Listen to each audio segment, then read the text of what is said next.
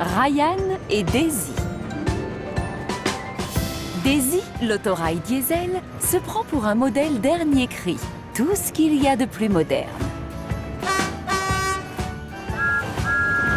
Le fait d'être un autorail lui permet de transporter des passagers sans avoir besoin de wagons. Elle partage la ligne qui va de Calembour à Harville avec Ryan, une locomotive à vapeur.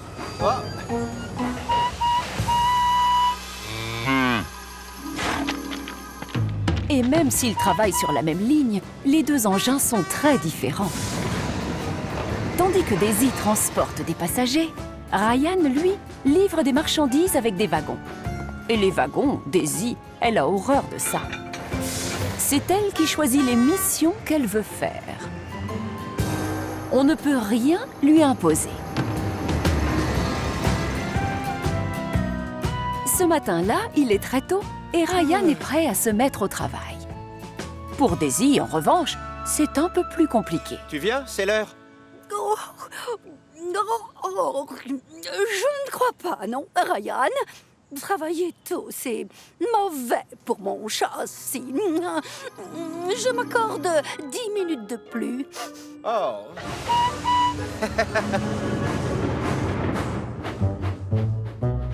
Le gros contrôleur les attend à Calembour-Ouest avec une bonne nouvelle.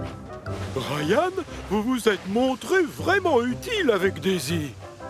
Alors, je vais vous confier à tous les deux plus de tâches. Toi, tu vas aider Toby à livrer des wagons de la carrière à Harville. Oui, monsieur. Et quant à Daisy, où est Daisy? Si vous avez un message pour elle, je peux le lui transmettre. Oh, non, pas un message, un train postal. À partir de demain, Daisy prendra le courrier à Calembour avant de partir avec ses passagers. Et comme nous sommes en été, j'aimerais également qu'elle travaille un peu plus tard le soir. Tu arriveras à te rappeler tout ça, Ryan? Bien sûr, pas de problème, chef.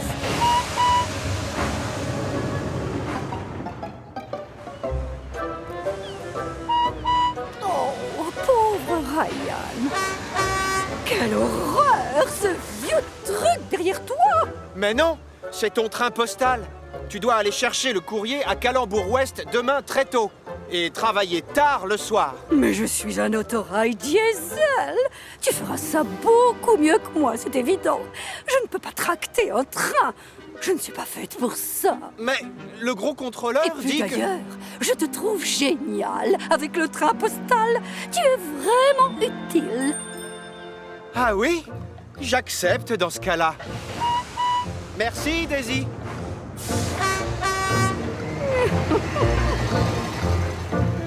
Le lendemain, Ryan se réveille à l'aube pour s'occuper du courrier.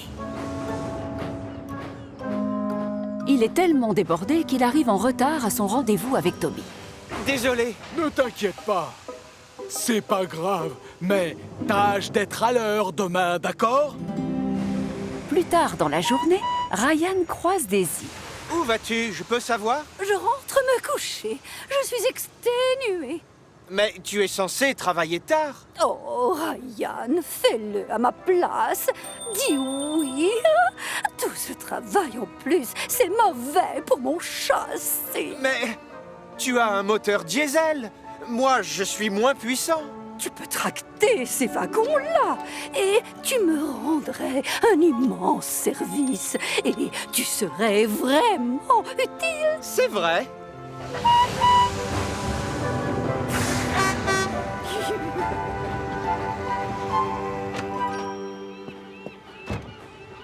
Ce soir-là, le gros contrôleur est surpris de voir Ryan transporter des voyageurs. Ryan? Mais qu'est-ce que tu fais là? Je rends service, monsieur. Ah oui? Eh bien... tu es vraiment utile et efficace, bravo! Mais je t'avoue que j'espérais voir Daisy. Elle fait du tellement bon travail avec les touristes que je vais étendre sa tournée jusqu'aux 4 vents. Je lui ferai passer le message. Merci, c'est gentil. Je le lui dirai bien moi-même, mais comme tu peux le voir, je suis déjà assez occupé. Oh non! Cette nuit-là, quand Ryan rentre au hangar, Daisy dort déjà profondément.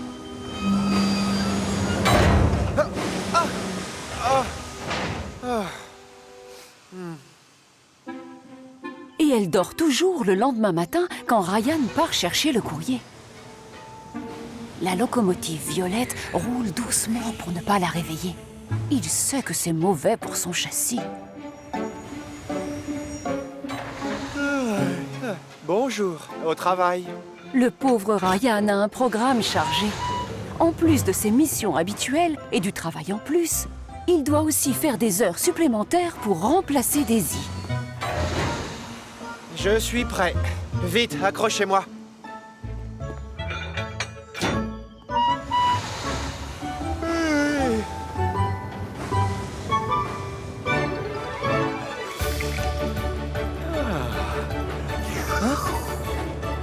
Avec les wagons de passagers derrière lui et le train postal de Daisy à l'avant, Ryan est incapable de voir où il met les roues. Fais attention! Désolé! Et juste après avoir déposé le courrier, Ryan voit l'heure et il réalise qu'il va encore arriver en retard à son rendez-vous avec Toby. Oh non! Il réaccélère à toute vapeur jusqu'à la carrière, oubliant qu'il a des passagers qui veulent descendre.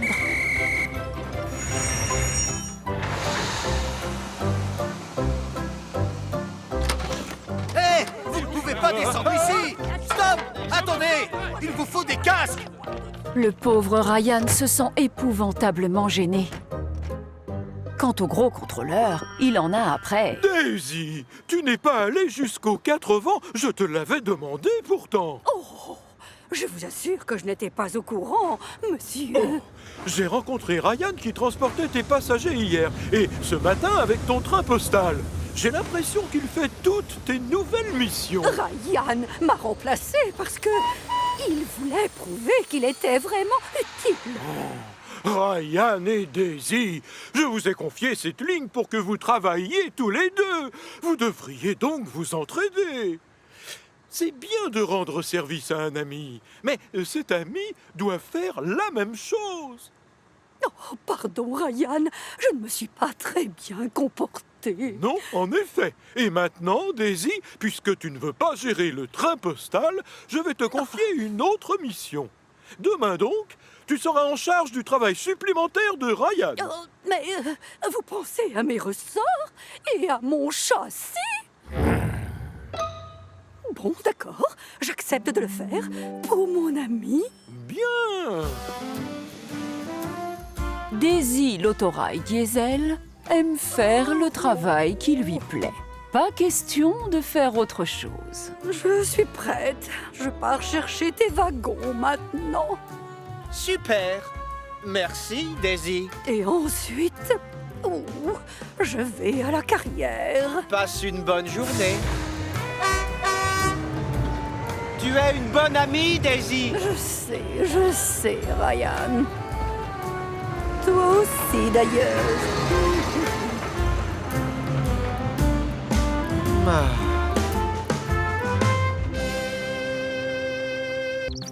Hugo et l'engin volant. Un nouvel engin est arrivé sur l'île de Chicalor. Il s'appelle Hugo et ne ressemble à aucune des locomotives qui ont un jour mis une roue sur l'île. C'est ce qu'on appelle un zeppelin sur rail. Et il a beaucoup de succès auprès des passagers. Le gros contrôleur l'apprécie beaucoup lui aussi, mais il a quelques inquiétudes. Tout comme les inspecteurs d'ailleurs. D'accord. Ah bon, je comprends. On n'a pas l'habitude de voir des hélices chez nous. Tu dois donc faire attention, Hugo. Bah, les hélices, ça se trouve plutôt sur des avions ou des hélicoptères, pas sur des locomotives. Bien sûr. Et c'est pour ça que j'arrête toujours mon hélice avant d'entrer dans une gare. Ensuite, je ne la remets en route qu'une fois tous mes passagers à l'intérieur. C'est elle qui te permet d'atteindre des vitesses records, si je comprends bien. Il n'y a pas plus rapide que lui dans le monde. Impressionnant. C'est beau à savoir. Ah, c'est l'heure, Hugo. Allez, au travail. Oh, il a recommencé.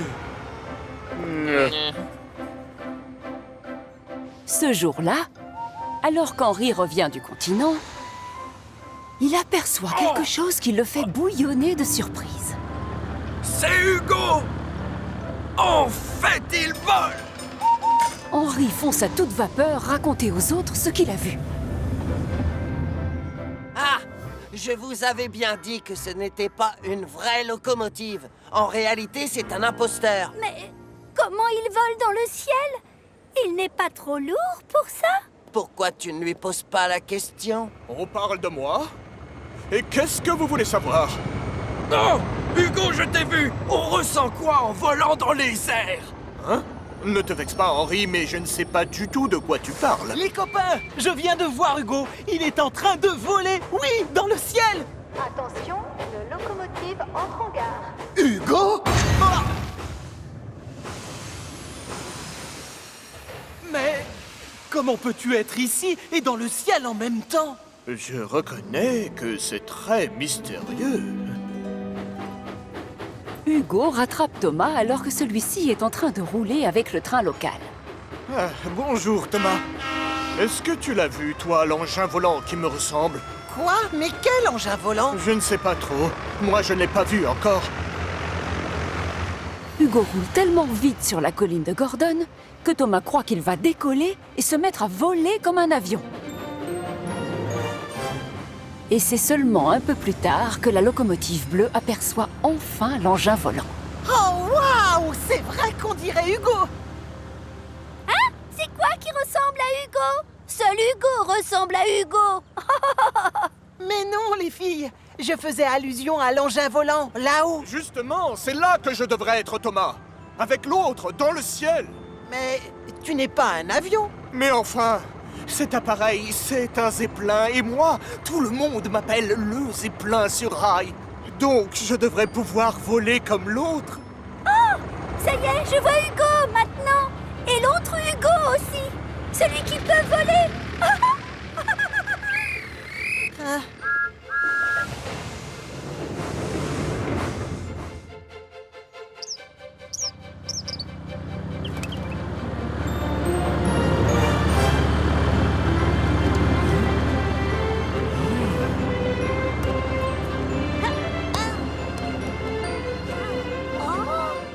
Alors que l'engin volant survole Chicalor, Hugo suit sa trajectoire à travers l'île.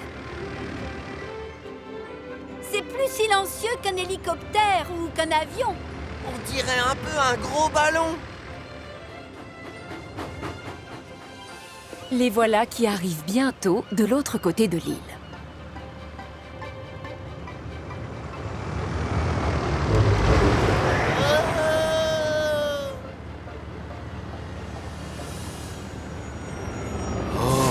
Bonjour. Moi, c'est Skiff. Et toi, c'est comment? Je m'appelle Hugo. Et je devrais voler comme ce zeppelin là-haut. Oh, tout comme moi. Toi, tu voles? Non, je veux dire que je peux rouler sur des rails et naviguer sur la mer. Et toi, tu peux rouler sur des rails et voler dans les airs. Je suis destiné à ça, normalement. Mais je ne peux pas. Hein? Tu sais, Hugo, moi aussi, j'aimerais aller tout là-haut. Parfois, je rêve que j'ai des ailes. Mais je sais que je ne volerai jamais à cause de mon poids. Toi et moi, Hugo, on est taillés pour rouler. Et on a beaucoup d'aventures à vivre cloués au sol. Toi, tu ne peux pas voler, c'est vrai. Mais Hugo, lui, il ressemble vraiment à un engin volant. S'il s'en donne les moyens, je suis sûr qu'il peut voler. C'est le petit bateau qui est dans le vrai. Je devrais être capable de voler. Il faut juste que je m'entraîne. Hugo retraverse Chicalor et arrive à la colline de Gordon, l'hélice lancée à la puissance maximum. Il fonce jusqu'au sommet et tente de se propulser dans les airs.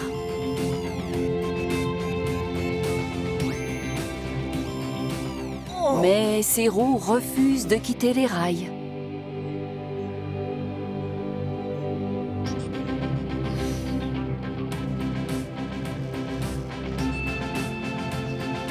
Oh, oh. Oh, oh. Hugo refait un essai. Puis un autre. Hugo!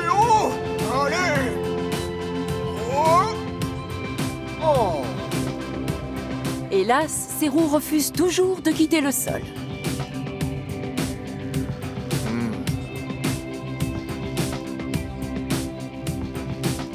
Il ne finit par s'avouer vaincu qu'au coucher du soleil.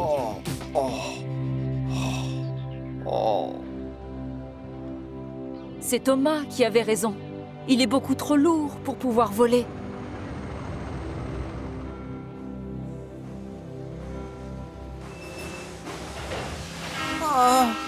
Oh, Thomas, pourquoi est-ce que je ne vole pas? C'est trop injuste.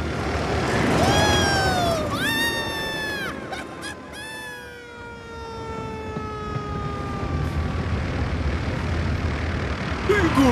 Oh!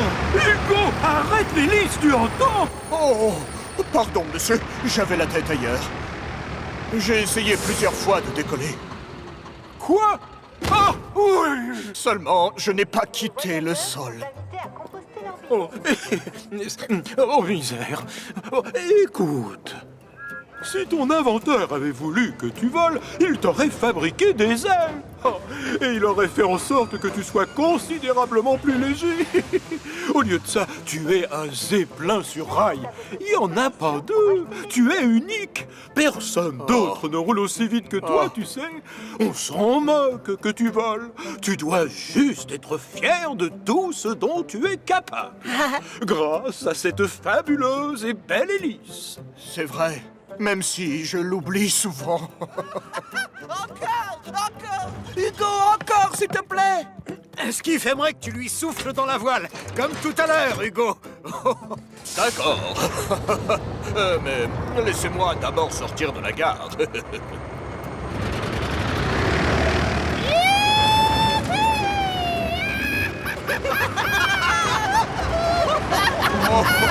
Regardez-le, il vole. Miniature, mais utile.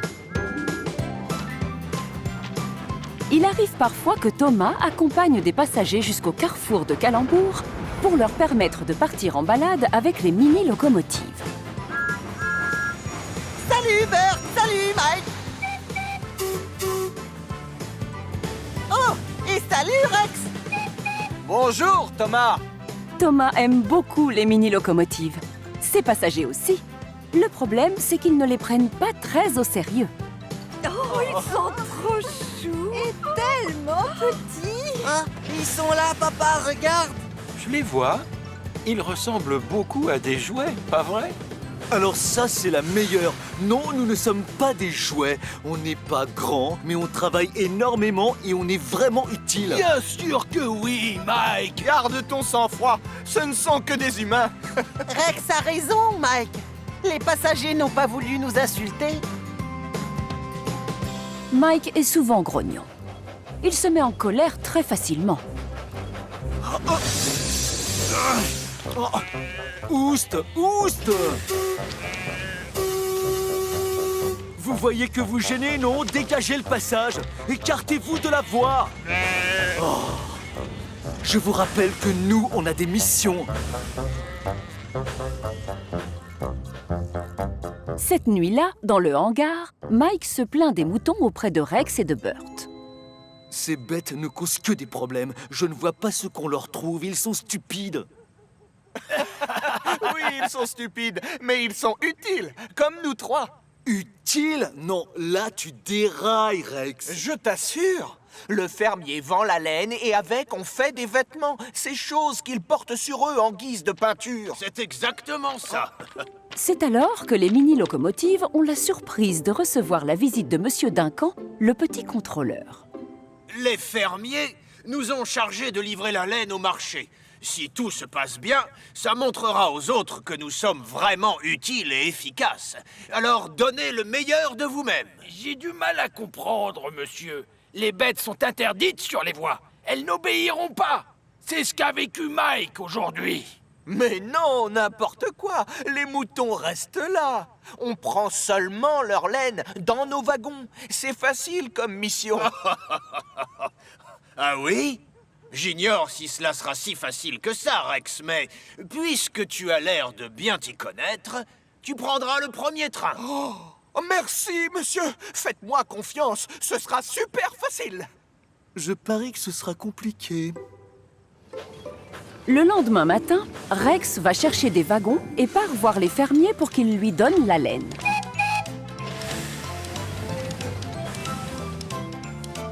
Il commence sa tournée par la gare la plus éloignée. La laine a été compactée pour pouvoir rentrer dans les mini-wagons de Rex. Et ce sont les fermiers eux-mêmes qui s'occupent du chargement.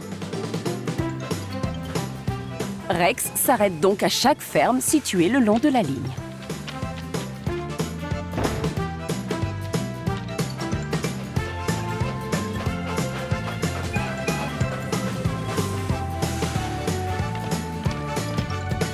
On a presque terminé. Ah, je savais que ce serait facile. C'est ce que j'ai dit à Burt et à Mike hier soir. Super facile de chez Facile. C'est ça. Allez, une dernière ferme et on y va. Ce que le conducteur ignore, c'est que les derniers ballots de laine appartiennent à Willy. Willy est l'un des fermiers. Mais comme il est souvent dans la lune, il a du mal à être à l'heure à ses rendez-vous. Oh, Willy, ta laine gigote. Oh non! Si je m'arrête maintenant, j'aggrave mon retard, pourvu que ça tienne. Pendant un moment, rien ne tombe. Et puis à un virage...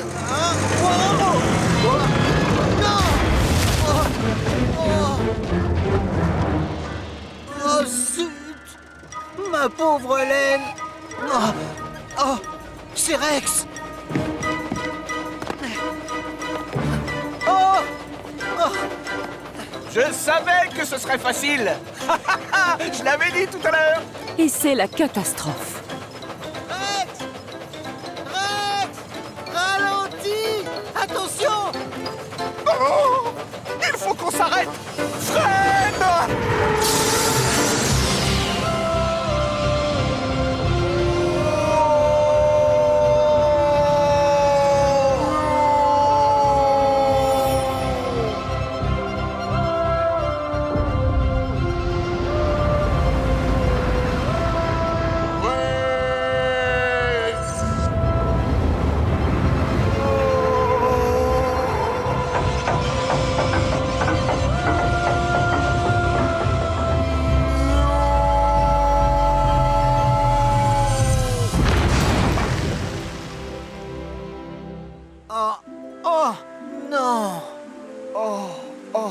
Non. Le petit contrôleur vient constater les dégâts. Je suis désolé, monsieur. Je voulais ralentir, je vous jure. Mais j'ai compris trop tard que la voie était bloquée quand je suis passé sous le pont. Et moi, j'ai perdu le contrôle du chariot. Non, en fait, j'ai pris le virage un peu trop vite. Et... Oh, je vous demande pardon, monsieur Duncan. Pas à moi, non. À Rex. Pardon, Rex. Très vite, les ballots de laine sont remis dans les wagons. Burt s'attelle à eux sans perdre de temps et part livrer la laine au marché. Faut croire que partir livrer de la laine est moins facile que ça en a l'air, hein, Rex? Le pauvre Rex, lui, ne doit pas bouger. Et plus les minutes passent, et plus il déprime. T'as raison, il est facile ton travail. Tu dois juste rester allongé.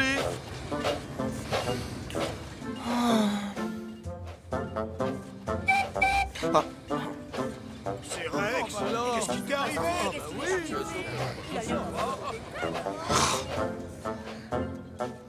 On finit au bout d'un moment par remettre Rex sur les rails. Et c'est Burt et Mike qui l'aident à rentrer au hangar.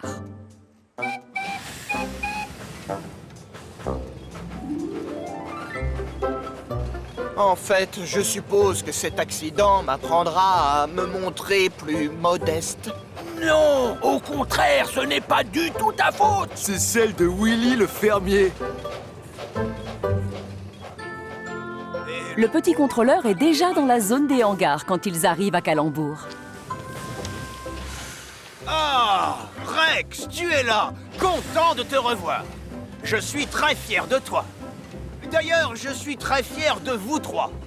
Grâce à Rex qui a réussi à ralentir pile au bon moment, son accident n'aura pas de conséquences. Et vous, Burt et Mike, vous vous êtes conduits en héros. Et je crois que nos clients ont admiré la façon dont nous avons géré la crise. Faut pas nous sous-estimer, hein? Les passagers nous prenaient pour des jouets auparavant. Mais maintenant, ils s'accordent à nous trouver vraiment utiles. Et quand on aura fini de livrer la laine, ils ont promis de nous confier d'autres missions. Ah, alors ça, c'est pas un problème pour nous, monsieur. N'est-ce pas, Rex? Ce sera, comment tu dis déjà? Super facile de chez Facile.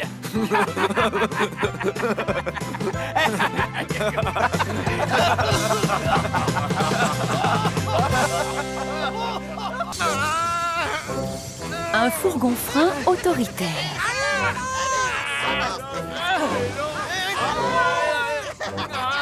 Ce jour-là, les wagons farceurs mènent la vie dure à Thomas. Arrêtez, d'accord? Lâchez tous vos freins! Alors que Thomas bataille pour les faire avancer, Samson arrive du continent. Bonjour, Thomas. Tes wagons sont d'humeur farceuse aujourd'hui? Très farceuse, oui. Mes wagons, eux, sont très bien élevés.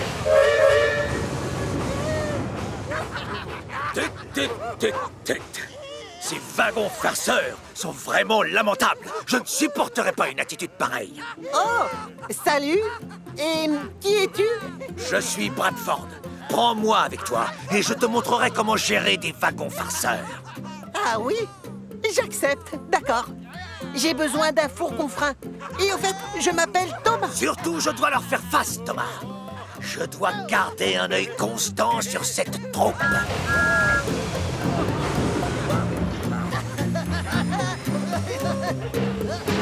Non mais, qu'est-ce qui lui arrive à lui? On a un caporal, chef. Silence, on se tait, c'est moi le chef maintenant. Alors on se met en rang et sans se cogner. Quoi? Mais on aime jouer à se cogner! Pas quand je commande, mon grand. Ici, on n'aime pas les cogneurs. Et je vous conseille de m'obéir. On peut y aller, Thomas.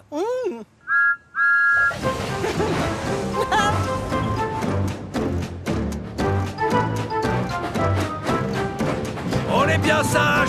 On ne gigote pas. Les autres locomotives envient Thomas d'avoir un fourgon-frein aussi formidable que Bradford. Allez, Millie! Allez, un peu de courage pour... Si seulement mes wagons pouvaient être aussi sages!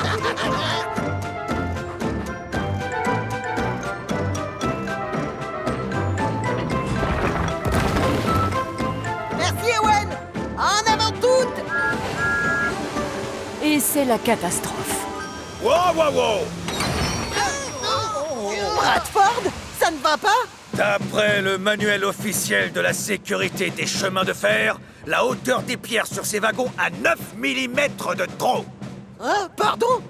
Tu vas devoir en enlever quelques-unes si tu veux mon autorisation pour avancer. Mais si je prends le temps de décharger, je vais être en retard. Ah, Thomas, suivre les consignes, c'est plus important qu'arriver dans les temps, non?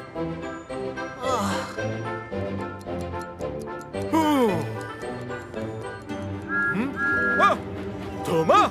Non mais, tu as vu l'heure? Laisse vite ces wagons.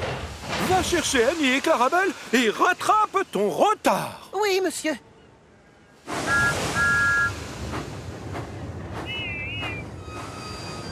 Si tu ne te sers pas de ton nouveau fourgon-frein, Thomas, ça t'ennuie si je le prends? Non, je te le donne, Whiff. Il s'appelle Bradford.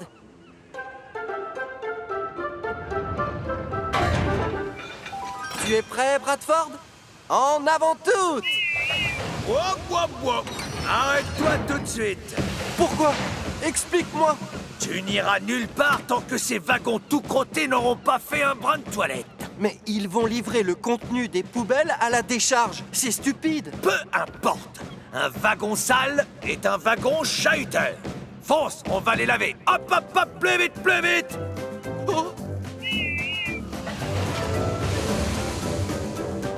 Mais Thomas et Whiff ne sont pas les seuls à être retardés par Bradford. Bonsoir, Bradford. Bonsoir. J'ai remarqué une petite fissure sur ta lampe. Il va falloir me remplacer ça. Mais l'atelier est très loin du port. Je dois d'abord livrer les poissonniers. La sécurité d'abord, Henri, tu le sais.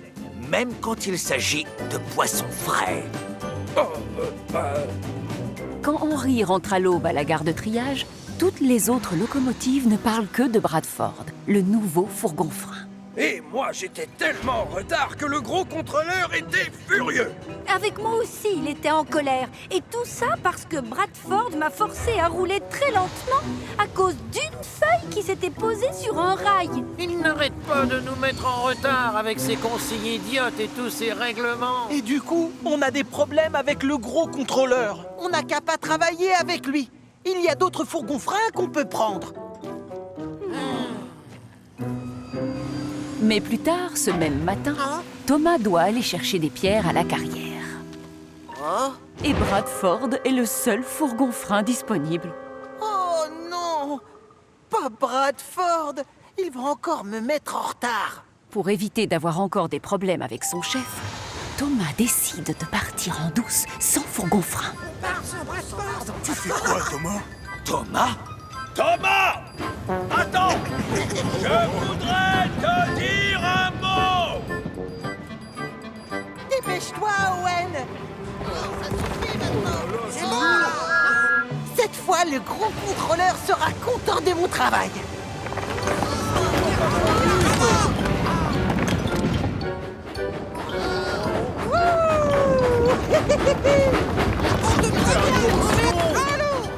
Et encore une fois, c'est la catastrophe.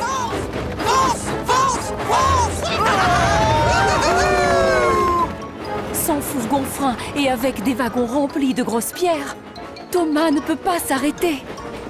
Merci! Thomas? Attention! Pousse-toi!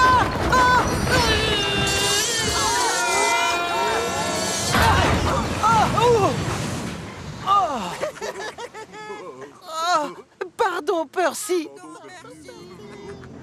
Le gros contrôleur vient inspecter le lieu de l'accident. Mais heureusement, il n'y a pas de dégâts. Thomas, à quoi est-ce que tu pensais? T'en aller comme ça, sans fourgon-frein? Je suis vraiment désolé, monsieur. Je ne voulais pas prendre de retard. Oh, misère! Appliquer les consignes de sécurité et les règlements, c'est bien plus important qu'être dans les temps, Thomas! C'est ce que Bradford disait. J'aurais dû l'écouter, finalement.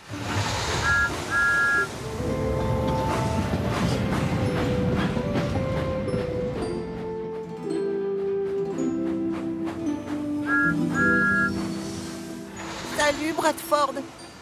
Excuse-moi si je t'ai ignoré quand tu m'as parlé tout à l'heure. C'était idiot de ma part de partir sans fourgon-frein. Oh, exact. Mais je ne t'appelais pas du tout pour ça, en fait. Je voulais simplement te dire au revoir. Hein? Au revoir? C'est avec un immense regret que je vous informe de ma décision de quitter cette île. Je suis désolé de vous abandonner alors que vous avez besoin de mes directives. Comment ça? Tu t'en vas? N'en faites pas tout un drame. Je sais à quel point vous m'aimez. N'essayez surtout pas de me faire changer d'avis et ne pleurez pas. Je repars avec mon vieux copain, Sanson.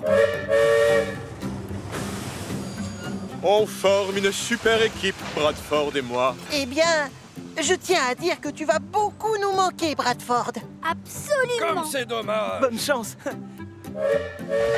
On se verra lors de notre prochain séjour. Au revoir. À bientôt. J'ai hâte. Bonne chance. Wow. Quoi? On ne siffle pas quand on est à l'arrêt. Ah, c'est pas grave. Pour une fois, j'autorise. Allez-y.